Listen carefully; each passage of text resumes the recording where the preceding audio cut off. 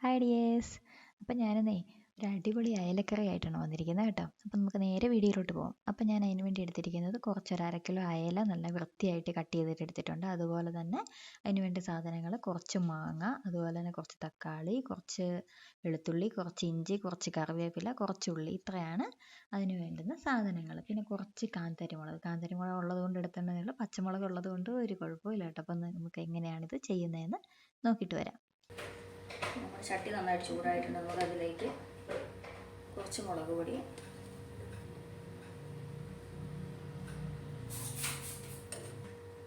കുറച്ച് മല്ലിപ്പൊടി,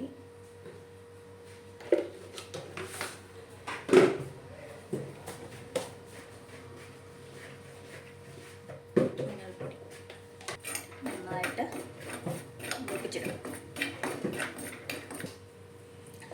പൊടി നന്നായിട്ട് മൂത്തിട്ടുണ്ട്. നമുക്കൊരു മിക്സിയുടെ ജാറിലോട്ട് മാറ്റാം.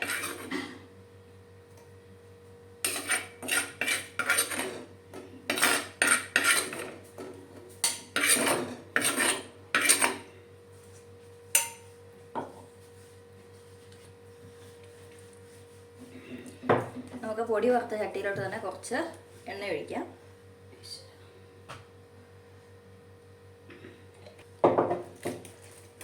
എണ്ണ ഒന്ന് ചൂടായിട്ട് വരുമ്പോഴത്തേനും കുറച്ച് ഉലുവ ഇട്ട് കൊടുക്കാം.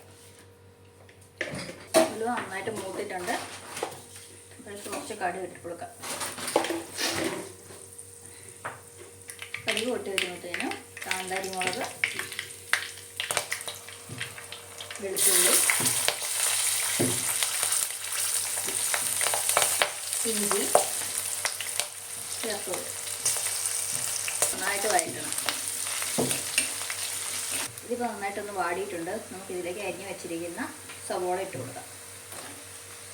അതുപോലെ കുറച്ച് കറിവേപ്പില, തക്കാളി ഇതുകൂടെ നന്നായിട്ട് വഴറ്റുക.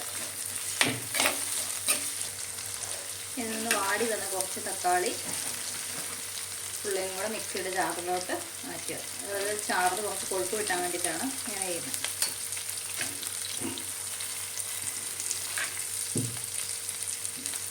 മതി.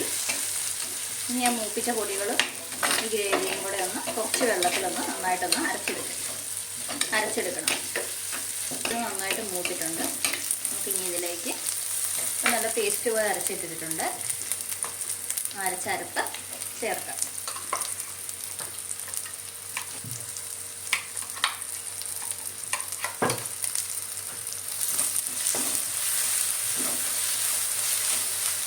കുറച്ച് വെള്ളം കുറഞ്ഞു പോയി. അപ്പോൾ ചാറ് നന്നായിട്ട് ഒഴിക്കും.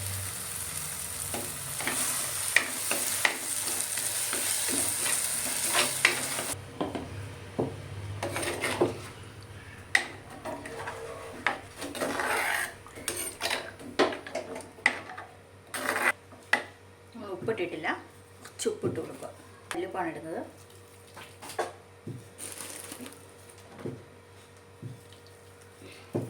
അതിനകത്ത് മാങ്ങ ചേർക്കുന്നുണ്ട്. അതുകൊണ്ട് ഒരു കഷ്ണം പുളി മതി. ഇതൊന്ന് നന്നായിട്ട് തിളയ്ക്കാൻ വേണ്ടി മൂടി വെക്കും. ഓക്കെ, അപ്പോൾ മീൻകറിയുടെ കൂട്ട് നന്നായിട്ട് തിളച്ചിട്ടുണ്ട്. ഇനി നമുക്കിതിലേക്ക് മുറിച്ച് വെച്ചിരിക്കുന്ന അയല ഇട്ട് കൊടുക്കാം.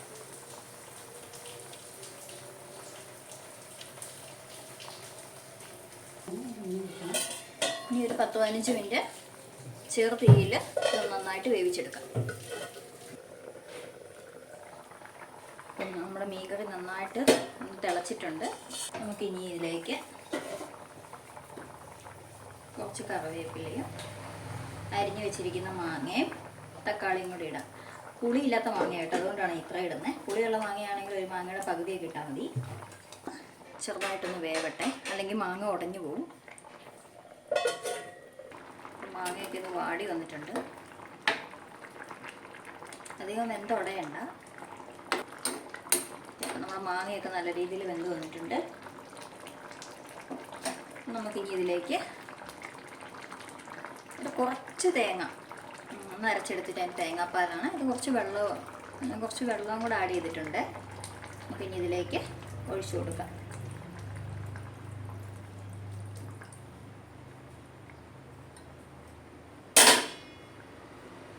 ഇനി ഇതൊന്ന് ചെറു തീയിലിട്ടൊന്ന് തിളപ്പിച്ചെടുക്കാം.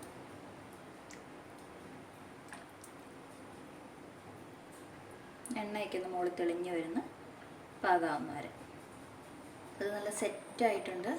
ഇവിടെ എപ്പോൾ ആയാലും മേടിച്ചാലും ഇപ്പം ഇങ്ങനെയാണ് കറി വെക്കുന്നത്, നല്ല ടേസ്റ്റാണ്. അപ്പോൾ നമ്മുടെ ഇനി ലാസ്റ്റത്തെ മിനുക്ക് പൊടിയാണ്. ഒരു പിടി നല്ല നാടൻ കറിവേപ്പില ഒന്ന് ഞെരടി ഒന്ന് വെതറി കൊടുക്കുന്നു. അതുപോലെ തന്നെ ഒരു ചെറിയ സ്പൂൺ നല്ല നാടൻ വെളിച്ചെണ്ണ ഇതിൻ്റെ മീതേ കൂടി ഇങ്ങനെ ഒന്ന് തൂവി കൊടുക്കുന്നു. കുറച്ച് മതിയേ. എന്നിട്ട് ഇത് നല്ല രീതിയിൽ തീ ഓഫ് ചെയ്ത് മൂടി വെക്കുന്നു. നല്ല നാടൻ കപ്പയുടെ കൂടെയും കപ്പ വേവിച്ചത്, ചെണ്ടൻ പുഴുങ്ങിയത്, നല്ല ചോറ്, ചപ്പാത്തി എല്ലാത്തിനും നല്ല സൂപ്പർ നല്ല കറിയാണ്. എല്ലാവരും ഒന്ന് ട്രൈ ചെയ്ത് നോക്കണം കേട്ടോ.